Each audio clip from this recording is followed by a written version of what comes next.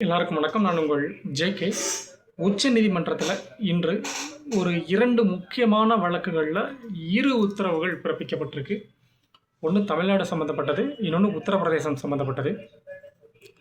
உத்தரப்பிரதேசம் சம்மந்தப்பட்டது என்ன வழக்கு அப்படின்னா, அயோத்தி ராமர் கோவிலில் பக்தர்கள் நன்கொடையாக அளித்த நிதியில் சிலர் கையாடல் பண்ணியிருக்காங்க அப்படிங்கிற ஒரு புகார். அது தொடர்பாக சிலர் கைது செய்யப்பட்டிருக்காங்க, அவங்க சிறையில் அடைக்கப்பட்டிருக்காங்க. விசாரணை தொடருது. இந்த வழக்கு உச்சநீதிமன்றத்தில் இன்னைக்கு விசாரணைக்கு வந்துச்சு. வழக்கை விசாரித்த நீதிபதி இது தொடர்பாக சிறப்பு விசாரணை குழு அறிக்கை தாக்கல் செய்யணும் அப்படின்னு சொல்லி உத்தரவு ஒன்றை பிறப்பிச்சு அந்த வழக்கை தள்ளி வச்சுருக்காங்க. அடுத்தால தமிழ்நாட்டை நம்ம பார்ப்போம்.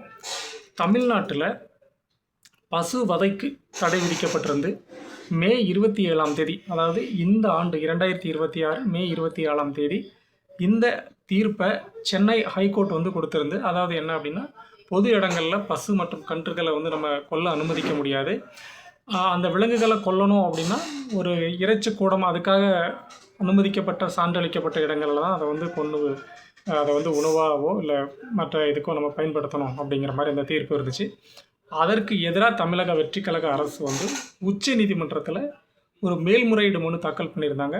அந்த மேல்முறையீடு மனு நீதிபதிகள் விக்ரம் நாத் மேத்தா அவர்களுக்கு முன்னிலையில் அது விசாரணைக்கு வருது. அந்த வழக்கை விசாரித்த நீதிபதிகள் சென்னை ஹைகோர்ட் ஒரு இடைக்கால ஒரு தடை விதிச்சிருந்தில்ல, அந்த தீர்ப்புக்கு இடைக்கால தடை விதிச்சிருக்காங்க.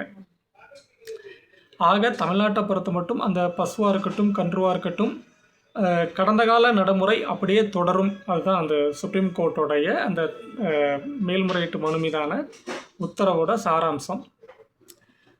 இந்த வழக்கில் அதாவது பசு வதைக்கு தடை விதிக்கணும் அப்படிங்கிற ஒரு வழக்கை பதிவு பண்ணது இந்து மக்கள் கட்சி.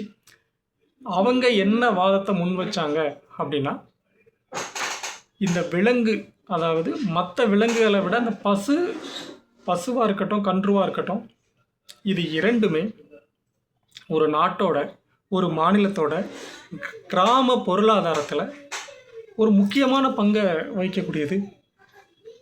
இதை நாம் இப்படி பொது இடங்களில் கொல்ல அனுமதிக்கக்கூடாது, அதுக்குன்னு ஒரு இறைச்சி நல்ல கூட அமைக்கணும், இந்த விலங்குனால் இனி எந்த பயனும் இல்லை அப்படிங்கிற மாதிரி ஒரு சான்றெல்லாம் கொடுக்கணும் அப்படிங்கிற மாதிரி அவங்க தரப்பில் வாதத்தை முன் வச்சாங்க. முன்னதாக மே மாதம் 27ஆம் தேதி நீதிபதி ஒரு தீர்ப்பு வழங்கியிருந்தார்ல, அந்த தீர்ப்பு 1976ஆம் ஆண்டு வழங்கப்பட்ட தீர்ப்பின் அடிப்படையில் வழங்கப்பட்டது அப்படின்னு அந்த நீதிபதி தெரிவிச்சிருக்கார்.